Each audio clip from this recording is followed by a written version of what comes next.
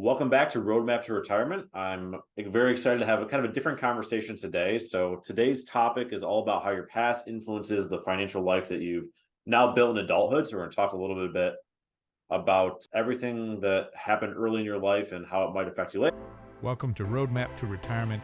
Tune in for financial tips, investment strategies, and smart money moves to supercharge your retirement savings. Alex Neary, CFP, and guests are here to help you build your roadmap to retirement. So Nate, tell the people who you are and what you do.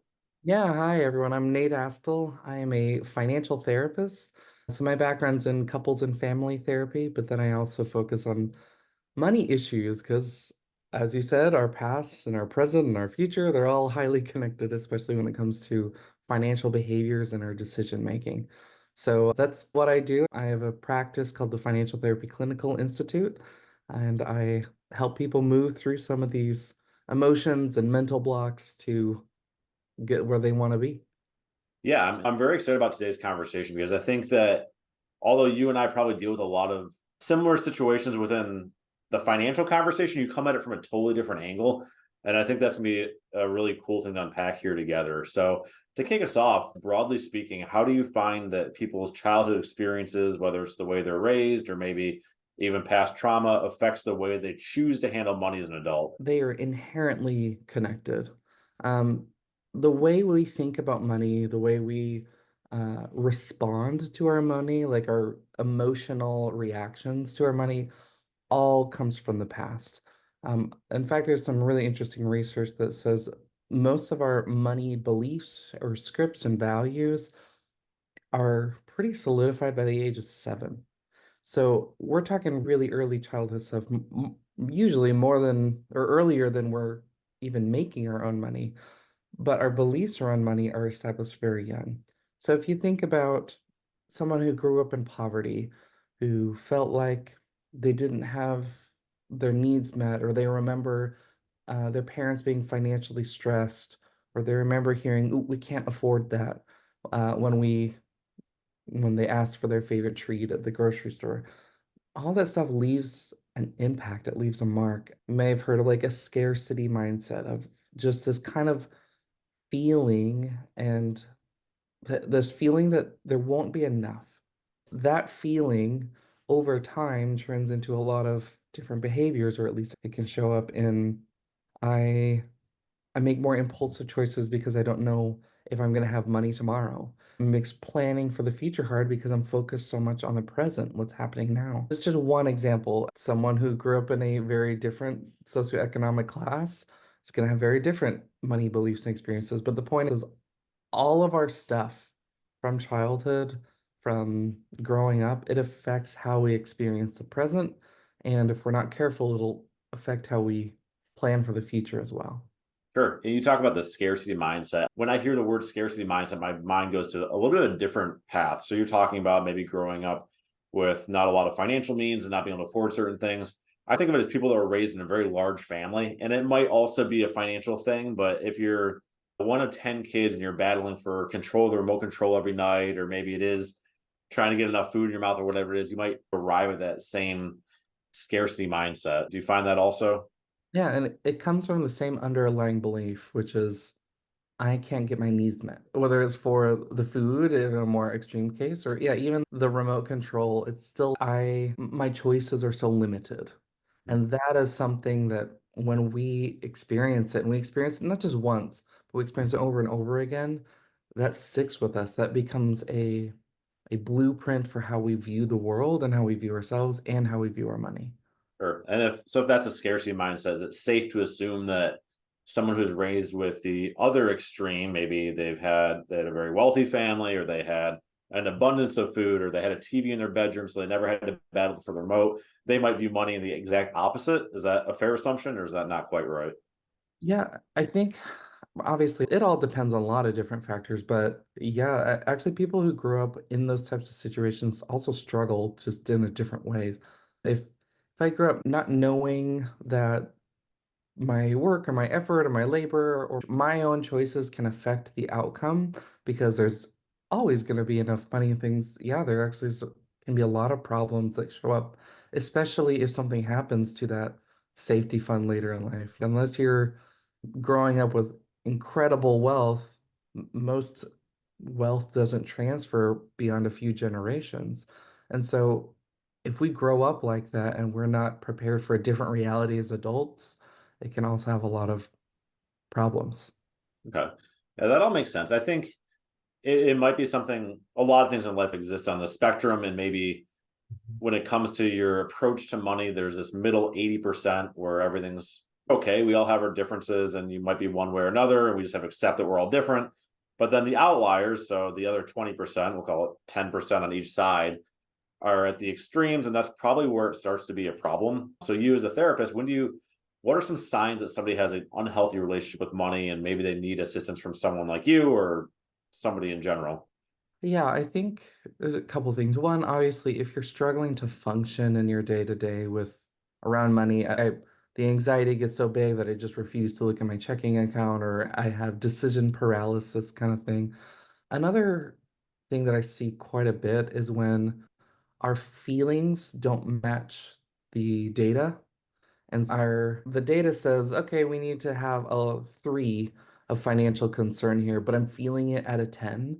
That might be something more of a psychological thing than an actual money decision, if that makes sense. Okay, Or so an is- overreaction to something smaller. or an underreaction. If I'm having, oh, we have a lot we need to figure out. We need to be feeling this big, and it's, nah, it'll be fine. That also might be a bit of, hey, there might be something here. There might be some avoidance or Okay, interesting. So I guess one of the things that to me is a maybe a sign that you need help or maybe a red flag is if you're married or you have a partner who you're in a serious relationship with. We find a lot of times that the biggest cause of divorce is a couple things, but usually finance is one of the higher ones. So not agreeing with your significant other on how to manage money or how to approach your finances can be tough. And if that's leading to a lot of fighting, maybe that's a red flag that you need help. And I don't think I asked you this before we started recording, so I'm curious, are most of your relationships that you have professionally with individuals looking for help, or do you find that you're stepping into a family situation where it's maybe a couple that needs to get on the same? I would say about 70% of the people I see are couples. Part of that is because that's what I like and that's what I market myself to. Like couples are that was my home base when it comes to couples and family therapy. The conflict that happens in couples around money, though, it's not actually about disagreements around money. It's not what you fight about, it's how you fight. And so it's when the disagreement or the different perspective around money turns into yelling, screaming, walking out the door. It's the process of how a disagreement becomes a conflict.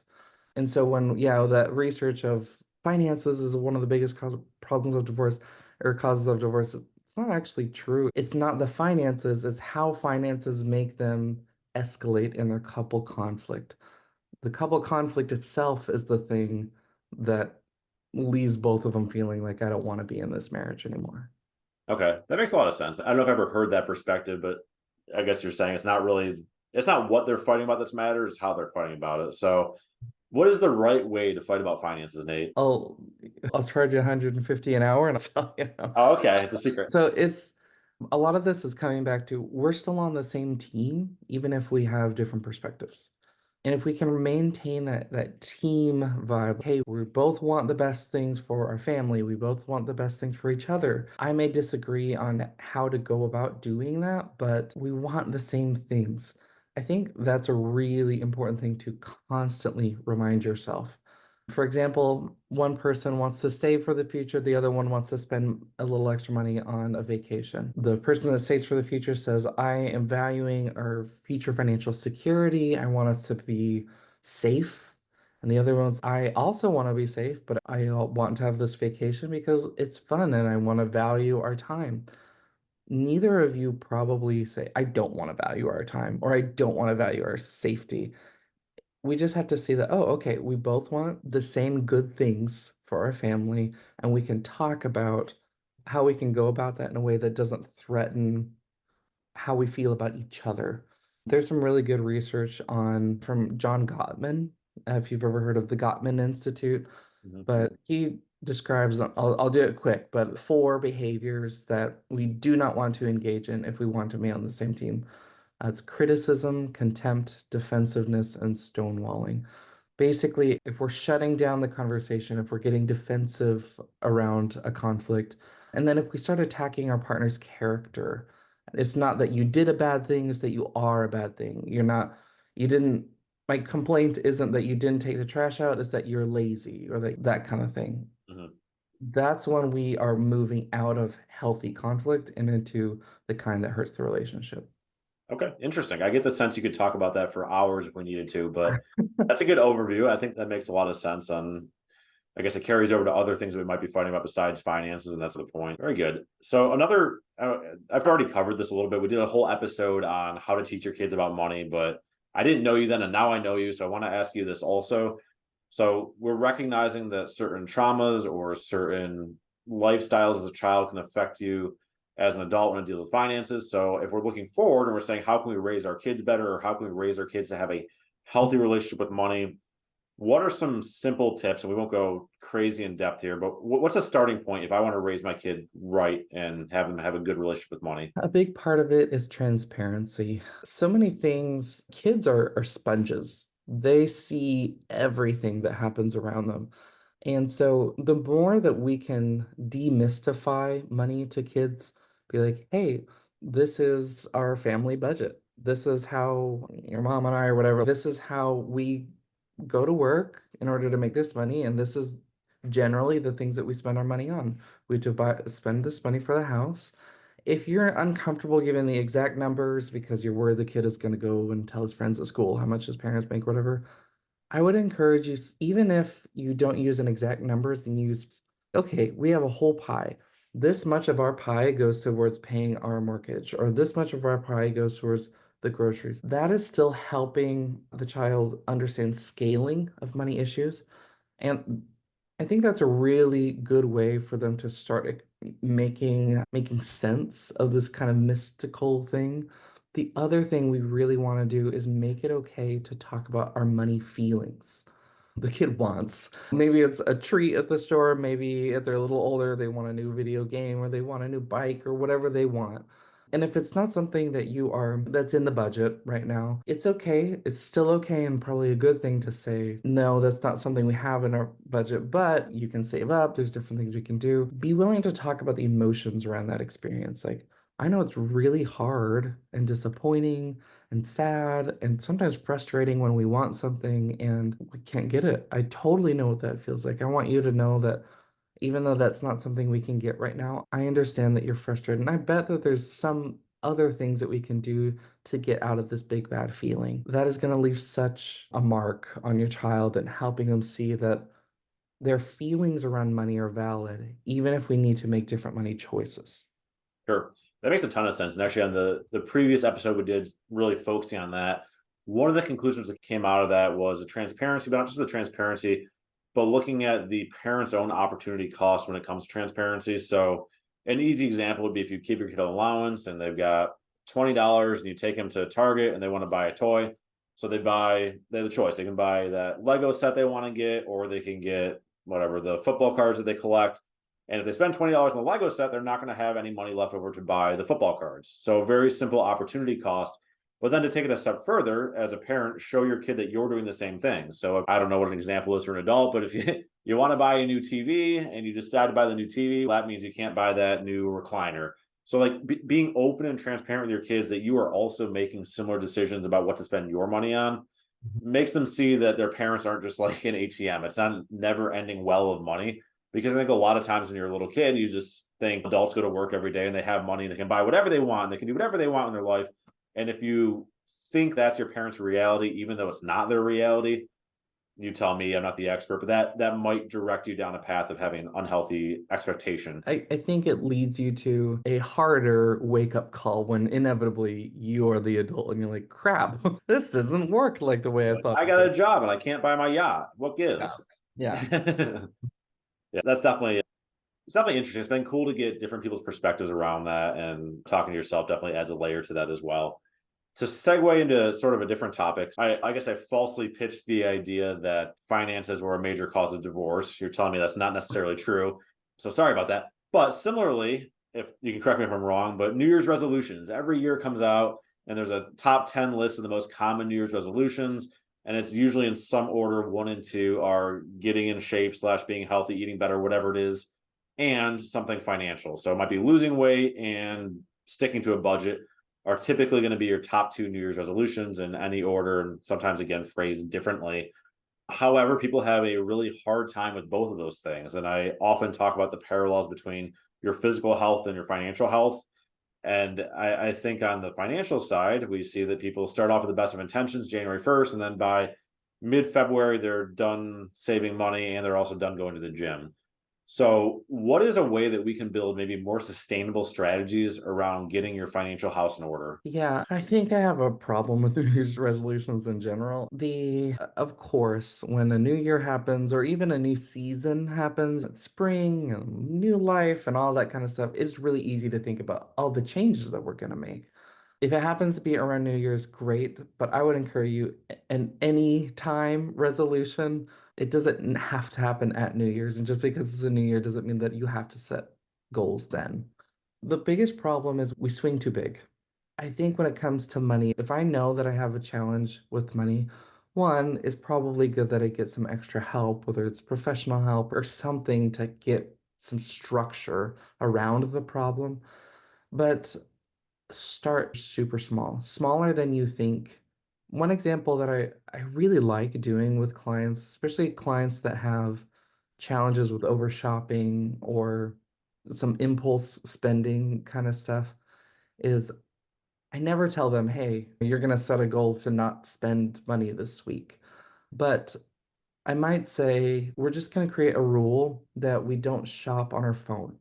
You can still shop as much as you'd like on Amazon or whatever, but you're going to do it at a laptop and you're going to do it while you're sitting up. And it's one of those things that's like psychologically, that's not too big of a leap. But there's a big difference between doom scrolling, doom spending, where we're just trying to consume to get some dopamine, and the laptop. And I know it's a small thing, but for me, phone represents fun and entertainment, right? Like It's gamified. games, yeah, all that kind of stuff. Laptop represents work. This is where I work and do stuff. It's a very different psychological experience to do something at a laptop than a phone. Also, it's a very different experience to do it laying down versus upright. It's a different experience to do things after you've gone on a walk or gotten some water or done something for your body to get into a different emotional state. These are the types of goals that I think actually lead to bigger differences, both financially and emotionally. It's because we're way too hyper focused on I'm not a restriction with Mhm. our goals when really it needs to be about what can I do a little bit differently that can make a bigger change in the long term. Right. I think what you're proposing shopping on the laptop versus the phone is all about making it intentional. It's if you really want to buy this and you can. I like how it doesn't put that restriction on you. No one's saying you can't buy it. I would compare it to I've heard of a diet strategy if you're trying to eat healthier. Basically saying we're not going to put any restrictions on what you can eat whatever you want, but every time you consume something, you need to write it down. And at the end of the week, you're going to share it with some kind of accountability partner, your spouse, your friend, whoever it is, but you can eat whatever you want. So it's enough that if you really want that slice of pizza, go for it. But having to stop and write it down and knowing that you're going to share that with somebody later might be enough for you to have a second thought and decide that's not the healthy choice. So I think, again, I love the connections between financial health and physical health. I need to find someone that's an expert on the physical stuff and maybe have a better conversation about it. But I think it's definitely true. And what you're saying is get off the phone and be intentional. Yeah, a little bit of intentionality can go a long way. Certainly can. Cool. So what else should we talk about here? I feel like we covered the gamut a little bit, but what are some conversations you're having with people that maybe I haven't thought about? Yeah, one of the top three things that I work on with people is couples and couple conflicts. You could have me for 3 hours and we wouldn't be done. Changing financial behaviors, a lot of that comes back to emotion regulation. One of the things you're talking about a journal, that's one of my favorite activities that I have clients do is not just what did you spend, but what were you feeling? What were you feeling before you spent? What were you feeling after you spent? And start looking for patterns of the spending that I do that's regretful, that I feel bad about later, that tends to be motivated by shame or it tends to be motivated by fear.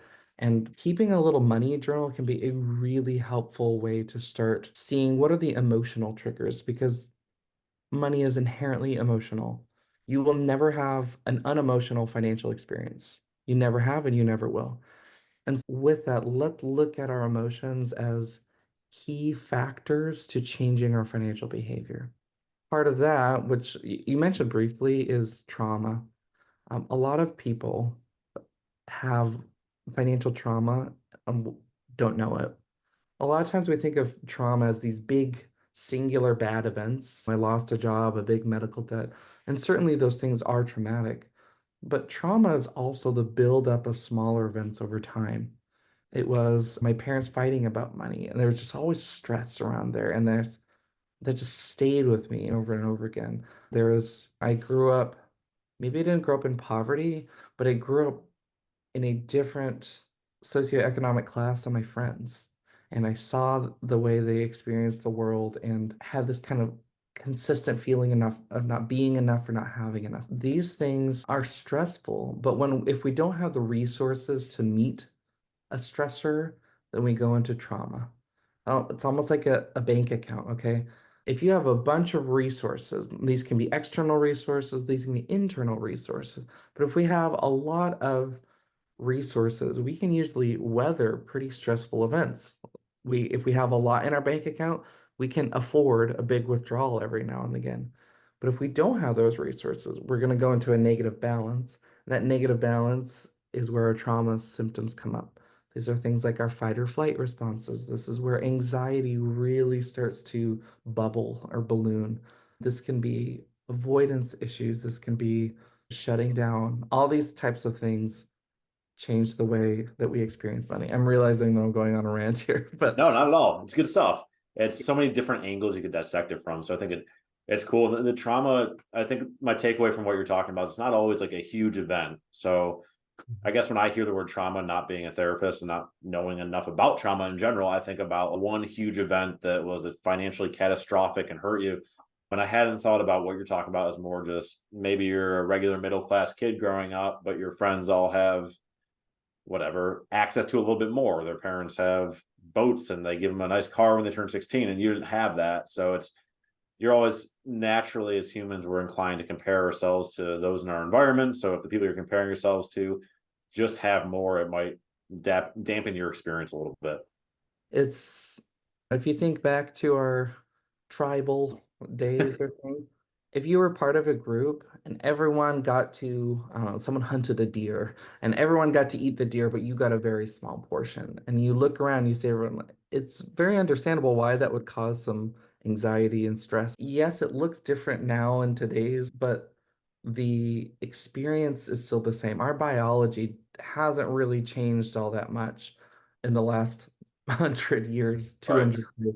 And so we have to acknowledge that our brains are still responding to threats from way before we were born. Um, And to your yeah. example about killing a deer back then, it made more sense to compare ourselves because if you're the only person not killing a deer, then you better figure it out pretty quick because you're not going to survive if you don't kill your deer. Whereas in today's world, we're comparing other things, which Mhm. maybe isn't as healthy.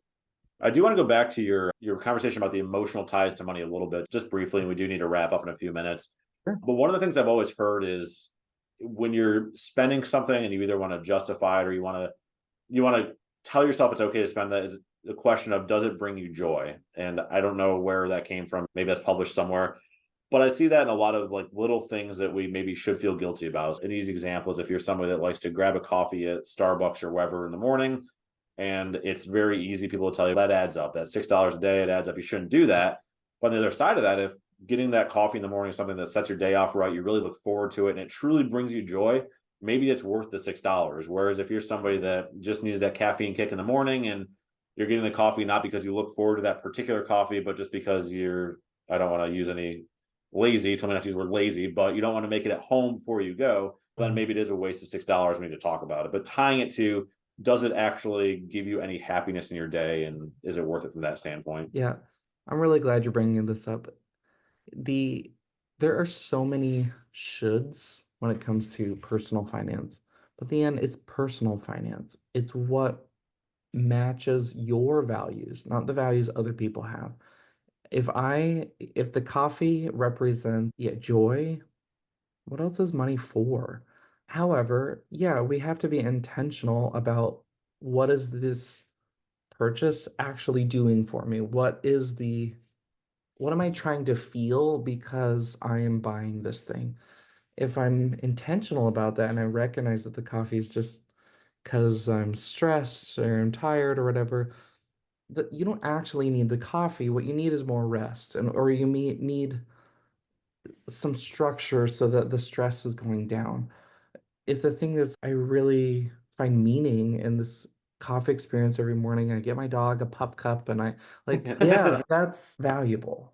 Sure. That is. And so there really is no right and wrong when it comes to money. The thing is it intentional and does it add up?